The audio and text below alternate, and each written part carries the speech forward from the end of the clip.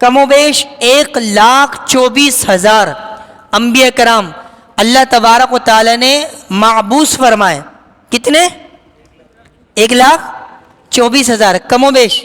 یہ تو ہم کہہ سکتے ہیں جملہ کہ کم و بیش 1,24,000 پیغمبر آئے، لیکن ڈاکٹر ذاکر نائک کی طرح یہ جملہ نہیں کہہ سکتے کہ پتنی 25 تو قرآن میں نام ہیں، ان میں سے ہم نہیں جانتے کوئی پیغمبر ہے کون پیغمبر نہیں ہے. تو ہم بھی پھر ان کو یہ کہہ سکتے ہیں کہ آپ نالائق تو ہو سکتے ہیں لیکن اسلامک اسکالر نہیں ہو سکتے، اور پتہ نہیں آپ انسان بھی ہیں یا نہیں انسان، کیونکہ قرآن میں تو اللہ تبارک و تعالی نے انسان کی ڈیفینیشن بیان کی ہے. صحیح جملہ علماء نے ہمیں سکھایا کہ جب بھی انبیاء کرام کی تعداد آپ نے بتانی ہو تو اس طریقے سے بتائیں کہ 1,24,000 کم و بیش، کم یا زیادہ، جسے اللہ تعالی نے نبوت عطا فرمائی ہے تو کم یا زیادہ ہو سکتے ہیں. ان تمام نبیوں کو اللہ تبارک و تعالی نے علم سے سرفراز کر کے بھیجا. تو نبی جو ہوتا ہے وہ بے علم نہیں ہوتا، وہ ان پڑھ نہیں ہوتا. اب دوسری بات، اور ان تمام نبیوں میں سب سے زیادہ جسے اللہ تبارک و تعالی نے علم عطا فرمایا وہ مدینے کے تاجدار دو عالم کے مالک و مختار ہمارے پیارے آقا حضرت محمد مصطفیٰ صلی اللہ علیہ وسلم ہے. تمام نبیوں میں زیادہ علم عطا فرمایا. ایک ہوتا ہے امی، قرآن پاک میں ایک لفظ آیا ہے جس کا مطلب ہے بے پڑھا. کیا مطلب ہے؟ بے پڑھا. اور اسے اگر کسی نبی کے معنی میں ہم لیں گے جیسے حضور علیہ الصلوۃ والسلام کے معنی میں تو اسے ہم کہیں گے بے پڑھا. اور اس کا جو دوسرا معنی ہے وہ ہے ان پڑھ. ان پڑھ اور بے پڑھا میں فرق کیا ہے؟ ایک لفظ ان پڑھ اور ایک بے پڑھا، دونوں میں کیا فرق ہے؟ ان پڑھ اسے کہتے ہیں جو پڑھا لکھا نہ ہو، جو جاہل ہو، علم نہیں جانتا ہو، اسے ان پڑھ کہتے ہیں. اور بے پڑھا اسے کہتے ہیں جسے دنیا کے اندر کسی نے نہیں پڑھایا ہو، جسے دنیا کے اندر کسی نے نہیں پڑھایا ہو. اب اس امی کا مطلب میں نے آپ کو دو بتا دیے، ایک ان پڑھ ایک بے پڑھا.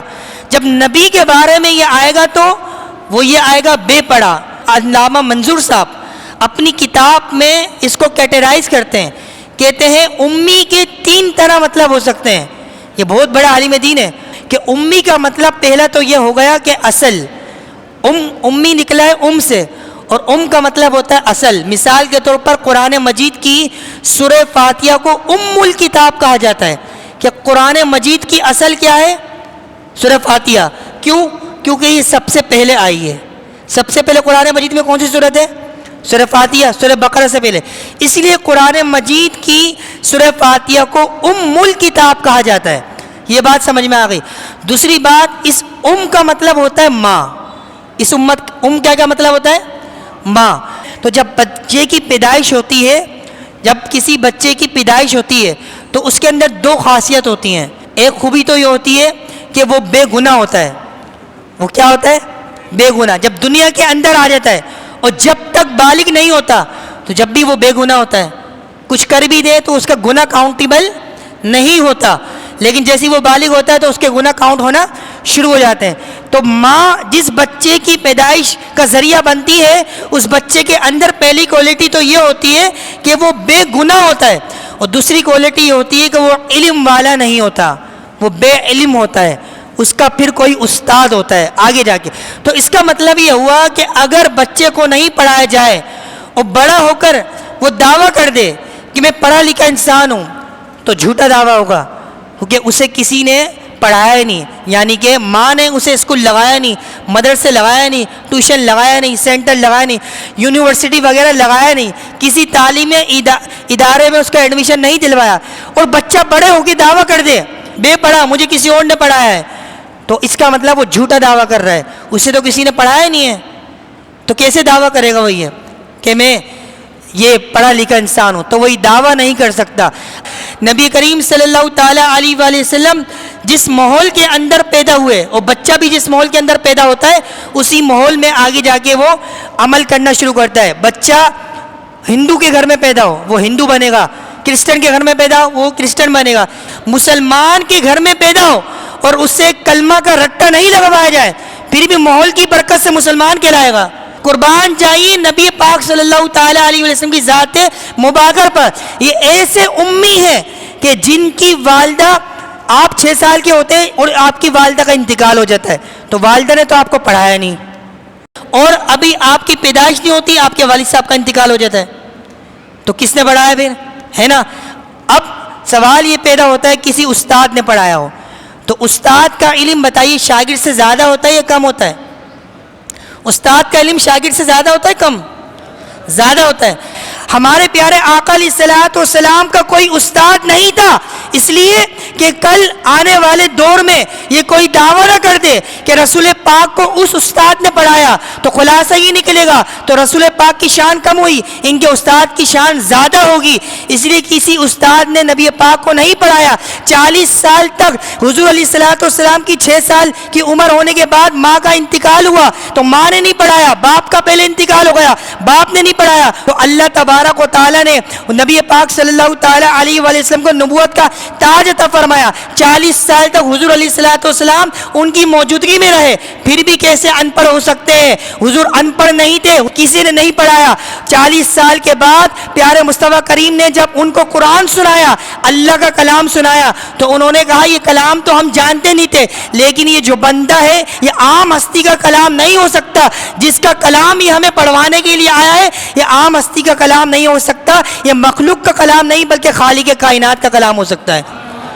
جو بندہ اللہ رب العالمین کے کلام کے دعوت لوگوں کو دے کہ لوگوں پڑھو قرآن کو، تو وہ بندہ ان پڑھ کیسے ہو سکتا ہے؟ وہ بندہ ان پڑھ نہیں بلکہ امی کا مطلب جاننا ہے تو وہ بندہ بے پڑھا ہے۔ اب بے پڑھا کا مطلب جسے دنیا نے نہیں پڑھایا، قرآن تو بتا دے۔ لوگ یورپ سائٹ پہ جا کے باتیں کر رہے ہیں، پہلے تو وہ شادیوں کی باتیں لوگوں کو بتاتے تھے کہ 4 شادیاں کرو 5 شادیاں کرو، اب ان کا کانٹینٹ ڈفرینٹ ہو چکا ہے۔ اب وہ وہاں پہ جا کے بتاتے ہیں کہ نبی ان پڑھ تھے، پھر توبہ کر لیتے ہیں، پھر رجوع کر لیتے ہیں، پھر لوگ کہتے ہیں ارے بھائی توبہ کر لی، اللہ کی بارگاہ میں توبہ کر لی، تو آپ کیچڑ اچھاڑنے والے کون ہوتے ہیں ایسے بندے پر جس بندے نے اللہ کی بارگاہ میں توبہ کر لی؟ لیکن اس بات کو اور اس کلیے کو سمجھنے کی کوشش کریں کہ ایک ہوتا ہے حقوق اللہ اور دوسرا ہوتا ہے حقوق العباد۔ اب میں نے توبہ کر لی اللہ تعالیٰ سے، لیکن جب تک میں آپ کے سامنے آ کے ظاہر نہیں کروں گا بھائی میں نے شراب پی تھی لیکن میں نے توبہ کر لی ہے، اب اس بات کا میں مترادف ہوں کہ آپ قیامت کے دن یہ گواہی نہیں دے دینا کہ میں نے آپ کا دل دکھایا شراب پی کر۔ امت محمدیہ کو جتنی ٹھیس پہنچائی گئی، اس امی کا لقب غلط بتایا گیا اور پھر یہ کہا گیا رجوع کر لیا۔ رجوع اللہ تعالیٰ سے کیا، لیکن امت محمدیہ سے بھی رجوع کیا جائے، علماء سے رجوع کیا جائے، عوام سے رجوع کیا جائے جن کے دل پر ٹھیس پہنچی ہے۔ دوسری بات سماعت فرمائیے کہ جب بندے کو علم حاصل ہوتا ہے نا، علم حاصل ہوتا ہے، اب وہ اپنے ترازو میں علم کو تولتا ہے۔ مثال کے طور پر دنیا کے اندر جتنے بھی انسان ہیں، اگر سب کی سوچ ایک جیسی ہو تو سارے ہی ایم فل کر لیں، پھر سارے ہی بی کام کر لیں، ماسٹر کر لیں، سارے ہی پھر بڑے اچھے ماسٹر بن جائیں گے۔ سب کی سوچیں الگ الگ ہیں۔ میں یہاں پر وائٹ بورڈ لگاؤں یا بلیک بورڈ لگا دوں اور 2 لکھوں، اس کے بعد 2 لکھ دوں اور پوچھوں بتائیے فیاض بھائی یہ کیا لکھا ہوا ہے، تو کوئی کہے گا 2 2 4 ہوتے ہیں، 4 ہے۔ کیا ہے یہ بتائے؟ 4۔ کوئی دوسرا بندہ کہے گا 4 نہیں ہے 22 ہے، کیونکہ آپ نے 2 کے برابر میں 2 لکھا ہے۔ تیسرا بندہ آئے گا کہے گا یہ 22 نہیں 2 اور 2 ہے۔ تیسرا آئے گا کہے گا مجھے ایسے لگ رہا ہے 2 کے آپ نے برابر میں ڈاٹ لگا دیا، تو 2.2 ہے یہ 4 بھی نہیں ہے 22 بھی نہیں ہے، یہ 2.2 ہے۔ پتہ لگا کہ علم تو آ گیا، لیکن اس علم کو جاننا سمجھنے کا شعور بھی آنا چاہیے۔ بات سمجھ آئی؟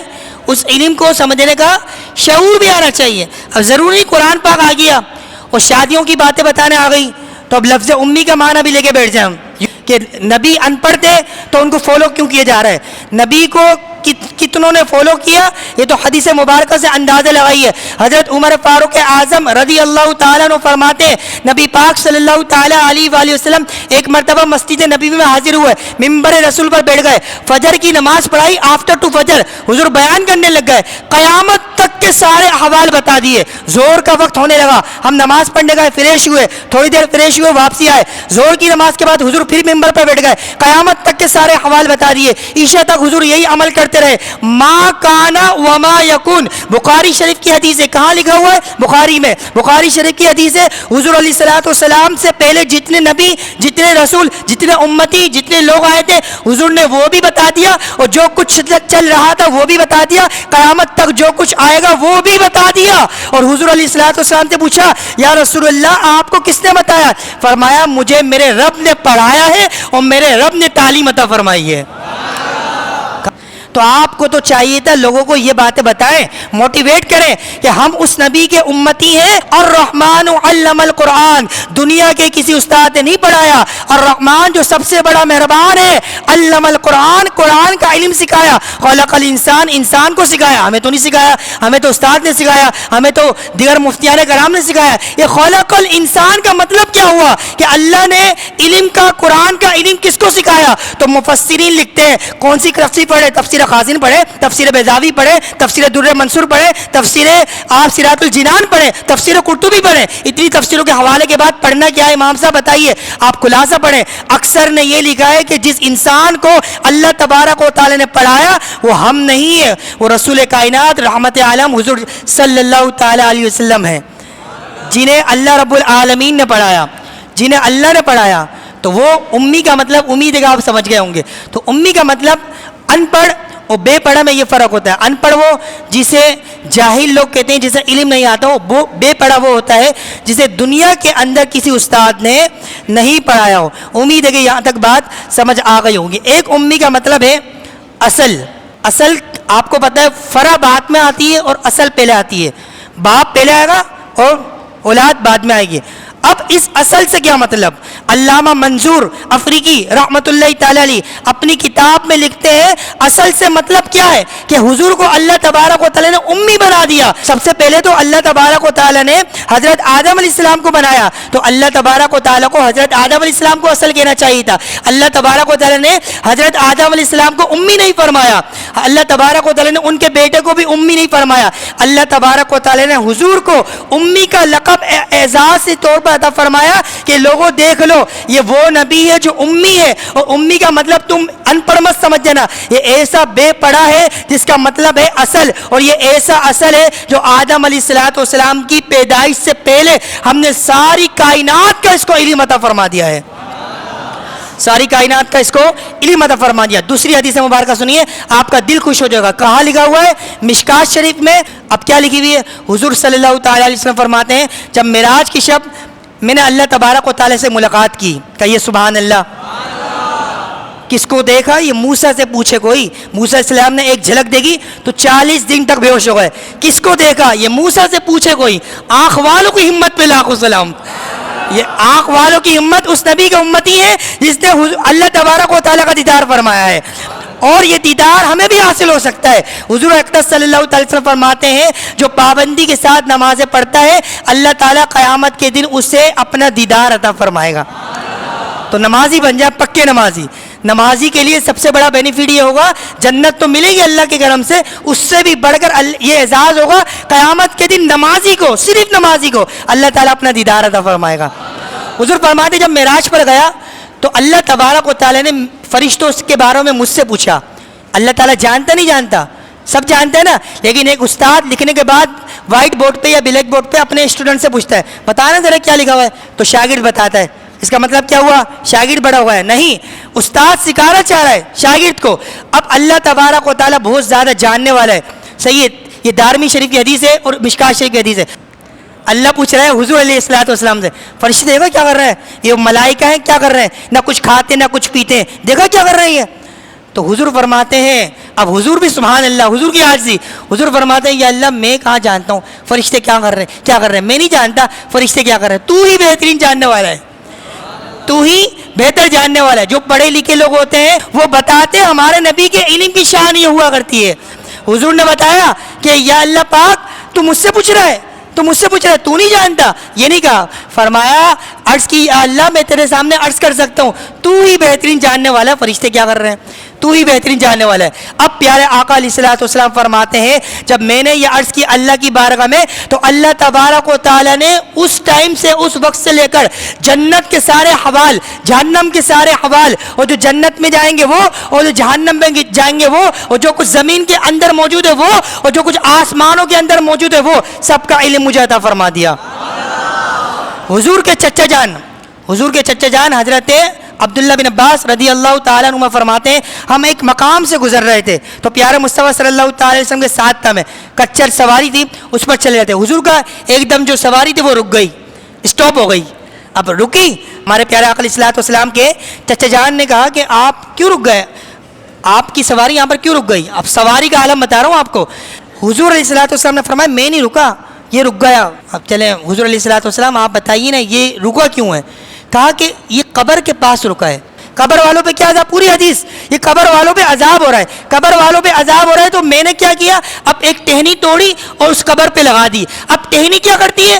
پھول کیوں چڑھا رہے ہو قبر پر، پھول کیوں چڑھا؟ نہیں بدعت شرک غلط ہے، صحیح ہے، نہیں چڑھایا آپ، کوئی فرض و واجب نہیں ہے، لیکن جو عمل کرتے ہیں ان کا ہم ایویڈنس ضرور دیں گے۔ حضور علیہ الصلوۃ والسلام نے وہ ٹہنی لگائی اور اس فرق اس قبر پر گاڑ دی، مطلب لگا دی۔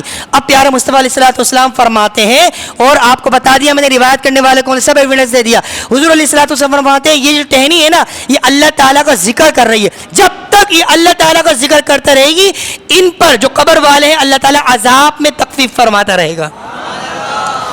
اب وہ صحابی رسول جو حضور کے چچا جان پوچھ رہے تھے یا رسول اللہ یہ آپ کو بتایا کس نے، یہ آپ کو بتایا کس نے؟ حضور دوسری بات ارشاد فرماتے ہیں جانور نے یہ بتا دیا کہ قبر پر عذاب ہو رہا ہے، اور حضور علیہ الصلوۃ والسلام نے ٹہنی لگا دی، ٹہنی لگانے کے بعد حضور فرما رہے ہیں عذاب کیوں ہو رہا تھا یہ وجہ میں بتا دیتا ہوں۔